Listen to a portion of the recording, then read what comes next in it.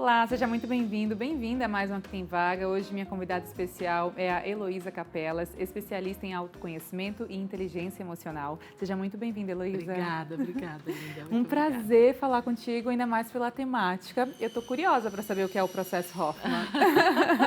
Eu adoro falar dele. Ai, que ótimo, então vamos lá. O que é esse processo, Heloísa? Bom, o processo é uma metodologia. Tem começo, meio e fim. É uma imersão onde as pessoas passam 7 dias e passam a vida limpo, literalmente, da concepção até os dias atuais. Ele é uma combinação de técnicas terapêuticas, elas são subentrantes. Então, em 80 horas de trabalho, tudo acontece lá. Acontece uma coisa que prepara para outra, que prepara para outra, e assim as pessoas vão, primeiro, voltando para suas infâncias, para descobrir como elas se tornaram as pessoas que elas se tornaram. O Bob Hoffman, hoje as neurociências também falam isso, mas o Bob Hoffman, em 1967, quando ele criou o processo Hoffman lá na Califórnia, ele desenvolveu uma teoria e diz que nós somos cópia e repetição dos nossos pais ou dos nossos cuidadores, daqueles que cuidaram da gente. Nos nossos primeiros 12 anos de vida, mais ou menos. Então, ele diz que a nossa infância, ela dura até a menina menstruar ou o menino ejacular, que é, em média, 12 anos. Nesse período é a duração da infância. A partir daí, nós somos prontos para ir para a vida adulta. Nessa formação, e hoje a gente sabe, através das neurociências, que esse é o período em que o nosso cérebro é formado, né? A gente nasce só com 30% dele pronto, e até 10, 12 anos, os neurônios vão crescendo, vão surgindo, e a gente vai construindo o nosso sistema neurológico com as informações que a gente tem na nossa infância. E a gente aprende por cópia e repetição. E a gente observa as pessoas que a gente ama, que são os nossos pais ou os nossos cuidadores. Aqueles que aquecem o nosso corpinho, alimentam o nosso corpinho, lavam o nosso... Aqueles que cuidam da gente, que olham para a gente, que embalam a gente, que nos alimentam, a gente gosta e, por amor, a gente quer ser igualzinho a eles, para sobreviver, para virar gente. Nós vamos fazendo isso num período de maior fragilidade, porque a gente não está pronto. Nós não temos critério de julgamento, a gente não sabe o que é bom ou ruim. Aliás, a gente aprende o que é bom ou mal com eles. É crença. Sim. A gente entra no sistema familiar e a nossa maior necessidade como seres humanos é pertencer. Nós vamos fazer qualquer coisa para pertencer a esse sistema familiar. E vamos construir o nosso sistema neurológico. Quando a gente vai para a vida adulta, então, lá pelos 13, 14 anos, a gente está pronto. Já está tudo funcionando. A gente já tem o nosso sistema de crenças pronto. A gente já sabe o que é bom, o que não é, o que é justo, o que é ser um homem, o que é ser uma mulher, o que é um professor, o que é um médico, o que é um marido, o que é casamento. A gente já sabe tudo, como se a gente soubesse. Porque a gente copiou e traz todas as informações da nossa infância. Tudo que nos acontece nesses 12 anos, absolutamente tudo, forma o nosso sistema neurológico. Mas os responsáveis são os nossos pais, porque são eles que promovem a nossa infância. Então, se a gente morou num palácio ou numa choupana, se a gente morou no interior, né, na roça ou na cidade, tudo foram eles. Se a gente tem avós perto, se a gente tem irmãos, se a gente tem família, se eles foram morar muito longe e não temos ninguém, só eles, tudo foram eles que determinaram. Então, o Bob vai dizer, é tudo responsabilidade deles. Nossa infância é formada por pai e mãe. E por amor e lealdade aos nossos pais, nós vamos manter essa cópia. Sim. Sem perceber. Isso que limita, né? Quando nós vamos para a vida adulta, a gente leva, imagina você, 100% da nossa formação neurológica, a gente leva para o nosso consciente entre 7% e 10%. Quando dizem que a gente usa só 7% ou 10% da nossa capacidade mental, é verdade. O resto está tudo no inconsciente. Só que o inconsciente nos domina. E o inconsciente é formado principalmente pela nossa inteligência emocional, que é a que domina a nossa infância. Só que quando a gente vai para a vida adulta, quem domina é a inteligência intelectual. É quanto você sabe. É o tal do QI, que foi tão importante, né, no século passado. Hoje, felizmente, até principalmente depois de uma pandemia, as pessoas estão falando da tal da inteligência emocional, Sim. que o Bob já falava lá em 67. O Bob vai dizer que nós temos 4 inteligências. Quais E que são? nós somos compostos na mesma proporção por essas 4 inteligências. A física, a emocional, a intelectual e a espiritual, sem nenhuma conotação religiosa. São inteligências. A inteligência física é ela que vai ser a representante. As outras inteligências, a gente não sabe onde está. Né? Hoje, nós já sabemos que está tudo na cabeça. Né? Os neurologistas já estão, os neurocientistas já estão encontrando, inclusive, a inteligência espiritual no cérebro. Né? A gente já sabe disso. Mas ela não é... Palpável. O que a gente vê é esse corpinho aqui. Sim. Né? E o Bob, então, vai dizer que o nosso equilíbrio, ou o ser humano mais inteligente, mais competente, mais disponível para viver bem e feliz, é aquele que tem a integração das 4 inteligências. Só que com a nossa educação, a gente não aprende isso. Está pulverizado, né? Não está integrado. Muitos nem ainda fazem uma coisa de espiritual, é religioso, ainda fazem uma confusão ali. O espiritual fica fora, quando o espiritual está dentro, é uma inteligência, né? Ela é tão inteligente quanto o nosso intelecto, o nosso raciocínio, a nossa competência de somar 2 mais 2. Sim. Isso é uma inteligência. A espiritual é tão importante quanto. E ela dá uma conexão, mas a gente não tem acesso, porque não acredita, não desenvolve, ou se desenvolve um caminho espiritual lá fora, que é religioso, né? Não é seu. A inteligência emocional é a nossa inteligência que sente. E quando nós temos lá pelos 6, 7 anos de idade, quando a gente é alfabetizado e aprende a usar o intelecto, os nossos neurônios ficam maduros, toda a nossa educação é em cima do que a gente aprende. Se você sabe ler, quanto você sabe somar, o que você vai ser quando crescer. É performance para o resto da vida. Sim. A emoção é melhor não colocar não no mostre. jogo porque te Não fragiliza. Te fragiliza. Porque toda emoção é infantil. Então, se você chorar, parece que você virou criancinha. Eu sempre dou o exemplo assim, uma criança de 5 anos de idade cai. E aí você corre lá e passa, cuspe no machucadinho dela, pega no colo, abraça, e ela tem direito a chorar. Se a mesma criança com 9 anos de idade cai e chora, a gente vai falar, ei, vai chorar? Agora vai ser nenenzinho agora? Nossa, e você vê como um comentário desse tem um efeito, tipo, da longa vida, assim, não é? Se você chora, você é criança, pequenininho. Se você ri muito, a mãe fala assim, viu o passarinho verde hoje? Por que você está... A minha mãe falava assim, nossa, quando a gente ri muito, prepare-se para chorar depois. Já ouvi também isso. Então, aí você fala assim, a criança aprende que é melhor não mostrar as emoções. Como vai tudo isso para o inconsciente, a gente acredita que não mostrar é não sentir. Então, lá no processo, os alunos chegam dizendo, mas eu não sinto nada.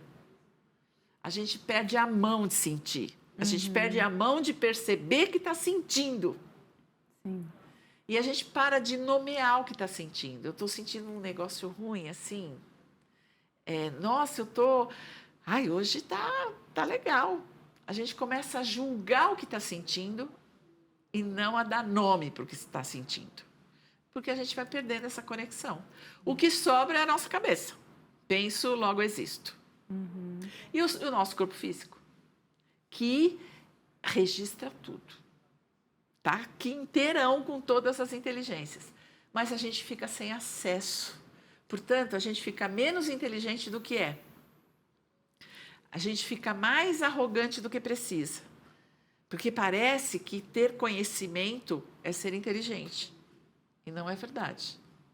Ter conhecimento, a gente está vendo aí as inteligências artificiais, Sim. está cheia de conhecimento. E não tem nenhum lado mas não humano tem ou sabedoria, sentimental. que é a sabedoria humana. Sim. Então, o processo, ele vai levar você pela sua história, desde a sua concepção. Você vai olhar essa história desses 4 pontos de vista diferentes.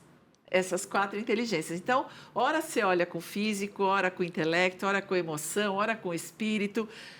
Vai olhando, vai aprendendo sobre você. Heloísa, quando a pandemia veio, a gente teve uma visão cada vez mais clara de que somos que tem suas funções e seus papéis sociais, dentro de casa, como pessoa e também no trabalho, né? A gente tirou aquela questão de tipo... pessoa profissional e pessoa... Não, é tudo junto e misturado e uno mesmo que precisa se dividir nesses papéis, mas não deixa de ser um ser humano. Tanto que o olhar humanizado sobre as organizações veio com muita grandeza e necessidade. Como é que a gente olha para um método de forma prática dentro do ambiente de trabalho? A gente fala do papel do líder e também de demais colaboradores, independente do cargo, mas isso reflete muito também na vida profissional, né? Então, e você está falando, olha só, a ideia das 4 inteligências é que nós somos um só. Nós temos só 4 pedaços, né? O Bob diz assim, é como se nós fôssemos 4 seres em um. Sim. E se a gente aprender a conversar com esses seres, né, nós vamos estar integrados. A vida profissional e pessoal é igualzinho. Se a gente conseguir aprender a conversar com esses pedaços de nós, né, eu acho que é com honestidade. O que o processo me deu, primeiro foi clareza e depois foi honestidade. É poder olhar para as minhas partes frágeis e dizer, e daí?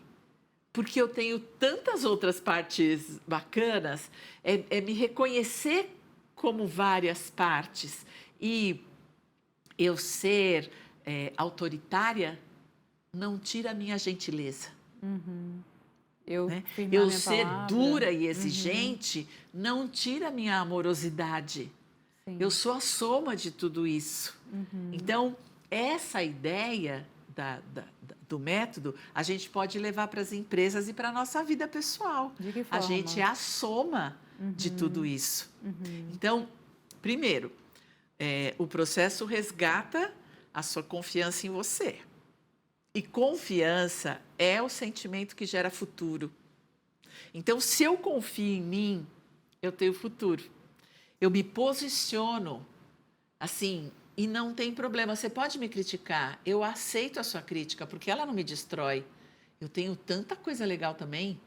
Sim, eu posso ouvir, agradecer e dizer, tá, eu acho mesmo que eu posso usar a minha habilidade na escrita, posso usar o meu jeito respeitoso de falar com as pessoas, acho que eu posso usar melhor isso do que esse meu jeito arrogante, dona da verdade. É mesmo. Eu tenho mesmo esse jeitão, só que meu pai também era assim. Nossa, e eu tenho esse jeito. Isso, trazer para perto. E quando isso a gente fala de uma figura de liderança, faz muito efeito também, porque o líder está ali na cadeia de tipo exemplo e sigam-me, estamos junto, né? E eu acho que assim, o autoconhecimento, primeiro que ele me integra. Ele me dá, eu sempre digo isso, ele me dá poder, mas não é o poder do mando, é o poder da escolha. Sim. Eu fico dona de mim, eu me aproprio de mim. Quando eu digo, gente, amor próprio, para mim é uma expressão tão maravilhosa, porque o próprio é você ser dono, você estar proprietário do seu amor. Né? Então, é seu. E se eu me libero para ser quem eu sou, me traz humanidade, eu tenho todo o bem e tenho todo o mal. Eu aprendo a pedir perdão. Sim. Eu aprendo a reconhecer meus erros e falar, é verdade, perdão. A humildade, né? E eu aprendo a perdoar. Porque você cometeu um erro, mas você não é o erro. O autoconhecimento me traz isso e o líder, se ele tiver essa postura de poder compreender que ele tem sim comportamentos que agradam e comportamentos que desagradam, que sim ele pode mudar e que sim ele vai desagradar e que tudo bem, porque também tem a parte do outro, ele também pode compreender que o outro vai desagradá-lo. Mas não precisa virar uma guerra. Não, é uma A gente pode se relacionar, respeitada. a gente pode conversar. Eu posso dizer para você, sabe, quando você faz isso, eu fico tão aborrecido. Se você pudesse não fazer, né? Sim. Eu uma quero só te conversa contar, franca, né, Luísa? honesta. Agora, para botar isso na prática do ambiente de trabalho, é o RH que entra em contato, que procura, que viabiliza esse tipo de processo acontecer para os seus colaboradores? Ou não necessariamente, pode ser também cada colaborador que busca individualmente? Hoje ainda, nós temos várias empresas já procurando, mas hoje a gente ainda quer fast food.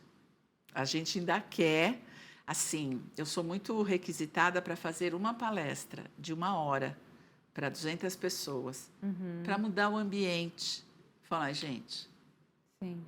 1 hora para 200 pessoas para mudar o ambiente. Não, né? Não Porque é a uma gente hora. muda com treino e repetição. Então, o processo Hoffman é um processo de 7 dias, onde você não sai de lá igual, em hipótese nenhuma, não existe essa possibilidade.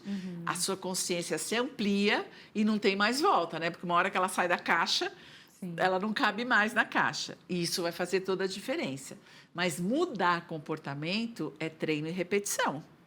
Na sua opinião, o que é que acontece hoje nas empresas, Heloísa? Tipo, existe uma disfunção, existe essa questão do desafio da faixa etária, das gerações conversando, convivendo? Existe tudo isso. É que hoje já não pode mais gritar, já não pode mais bater a mão na mesa, já tem algumas coisas que não pode mais fazer, porque é velho. Mas é tudo controlado. A mudança não é real. É assim, eu não posso mais bater na mesa, mas eu me seguro aqui, porque a vontade é de voar no pescoço do outro. Eu não posso mais, mas ainda tenho. Então, existem agressões. Sabe, a gente está numa guerra fria hoje. Antes era uma guerra declarada, então a gente tinha o líder, o chefe que gritava, que batia na mesa, que dava descompostura pública, né? Hoje não pode mais isso. Sim.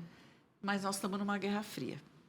Então, existem outros jeitos de machucar, ou de isolar, ou de criticar o colaborador. E se não houver o autoconhecimento de ambas as partes, nós não vamos chegar em lugar nenhum. Como ainda não chegamos no mundo. Sim. Que a Guerra Fria não nos ajudou em nada. Pois é. Né? Então, o autoconhecimento, as empresas estão começando a entender que não adianta fazer a salinha do relax, contratar a massagem. Não, porque vai terminar no psiquiatra.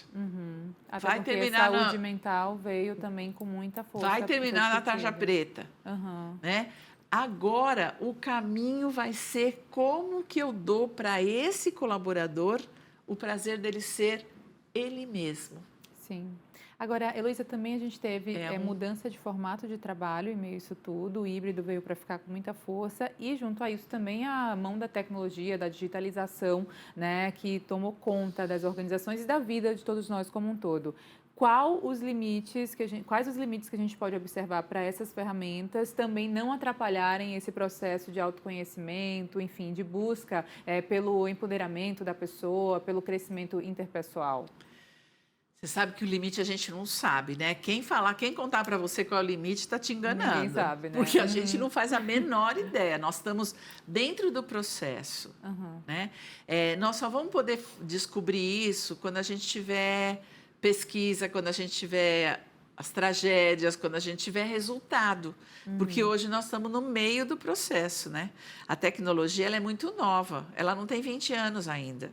Né? O iPhone não tem 20 anos. Ele tem 17, 18. Então, nós estamos vivendo, olhando assim, muito assustados para tudo isso. Você sabe que no processo, a primeira coisa que o aluno faz, quando ele chega lá, é num hotel, é num ambiente fechado e controlado, é uma vivência. As pessoas ficam 7 dias dentro desse hotel, dentro de um grupo, e a primeira coisa que elas fazem é entregar o celular. Ai, que ótimo. Mas- Desintoxicar também dessa questão tecnológica. Não, você não sabe, é o grande bloqueio das pessoas. Sério? Elas não vão para o processo para não entregar o celular. Elas querem um programa, uma metodologia que dê o resultado do processo Hoffman, mas que eles possam de vez em quando olhar o WhatsApp e que de vez em quando... Mas como assim? Eu vou ficar 7 dias sem celular? Vai, 7 dias sem celular. Sem falar com ninguém, sem falar com ninguém. Sem entrar nas mídias, sem entrar na sua conta, sem nada. Por quê? Porque a única coisa que te interessa é você. Uhum. E você não é um robô, né? Então, você é um ser humano. Nós vamos aprender... vai ser tentativa e erro, né? Nós vamos primeiro quebrar, depois consertar, depois arrumar. É sempre tentativa e erro, mas nós vamos aprender que nós somos seres humanos. A tecnologia é uma ferramenta. E é só uma ferramenta. Sim. Né? Quem domina quem, né? Quem domina quem? Então, quando as pessoas falam assim, porque a inteligência artificial, eu falo, gente, é só uma ferramenta. O humano é humano. É esse aqui. Não, mas e o óculos que vai? Não, gente. Sim. Ele vai sempre ter que tirar o óculos, né? Porque na inteligência artificial, você não come, você não usa o banheiro, porque isso é humano, né? Isso é do bicho. E nós somos o bicho, então nós vamos sempre voltar para esse lugar. Nós vamos aprender que quem manda é a gente. Heloísa. É porque nós não temos certeza de quem nós somos. E a gente se deixa dominar por tudo fora. Então, a gente se deixa dominar pela religião, pela opinião dos outros, pela mídia, pela moda, tudo que é fora. E não. O autoconhecimento me dá um poder que daí quem manda sou eu. Eu sou meu chefe. E aí, quando o meu líder faz algo que me desagrada, eu escolho. Eu escolho se ele vai me aborrecer ou não. Isso... Hoje a gente diz assim, o cara fez isso e me aborreceu. Não, o cara não fez nada. O cara foi ele. Você se aborreceu. É responsabilidade sua. O autoconhecimento nos traz autorresponsabilidade. E quem está disposto a encarar, né? Aí fica a pergunta. Sim. Por isso que o autoconhecimento é a saída. Porque se o líder senta na cadeira do líder e se responsabiliza por ele e pela sua liderança, os liderados seguem. E a harmonia também existe dentro porque ele está na cadeira certa, ele ocupou o lugar dele. Sim. Mas como que ele ocupa isso? Se responsabilizando. Tendo consciência e a liberdade de ser quem é, dentro, claro, do seu autoconhecimento que é necessário. Então, né? assim, hoje eu faço um curso de educação para líderes. Porque quem está liderando o líder? Quem cuida de quem cuida, né? É ele. Porque senão, onde nós vamos chegar? Ninguém pode fazer por você. Autogestão e autoliderança. Não tem jeito. É tudo eu. Sim. Né? Porque a vida não existe fora de mim. A vida está aqui dentro. E sou eu que vejo o mundo com os meus olhos. Eu escuto com os meus ouvidos. Eu penso com a minha cabeça. Portanto, é a partir de mim. Quando eu falo para as pessoas, gente, não existe mundo fora. Só existe mundo dentro. Porque sou eu que vejo. Sim. É meu ponto de vista. E responsabilidade é assumir o meu ponto de vista e autorizar que você tenha o seu. Porque daqui, se nós estivermos olhando para esse ponto no chão, eu olho de um jeito e você de outro. Sim. São pontos de vista. Quem está certo? Não existe certo ou errado. Não existe existe. respeito pelaquela diferença que existe e precisa Exatamente. conviver. A autoliderança, a autogestão, o autoconhecimento, tudo que é auto, ele é inclusivo. Porque a hora que você cabe, lembra que a nossa maior necessidade é pertencer. Sim. E a hora que eu caibo, a hora que eu pertenço, eu autorizo todo mundo a pertencer também. E que a gente possa ter cada vez mais essa harmonia. E isso é autoconhecimento. Heloísa, a gente está chegando já no final do Ah, programa, que minuto pena, eu final, tenho mais passou umas tão coisas pra falar. rápido. Sua mensagem final, rapidamente, só para a gente finalizar aqui. Vou de antemão te agradecer novamente. É assim, impressionante ficar te ouvindo, dá vontade de só ficar ouvindo mesmo e aprendendo cada vez mais. Mas muito obrigada pela participação. Só sua mensagem final para a gente finalizar. Deixa eu te falar uma coisa. Dentro do processo Hoffman, a gente faz uma afirmação e eu vou fazer ela aqui para você. Você é uma fonte inesgotável de amor.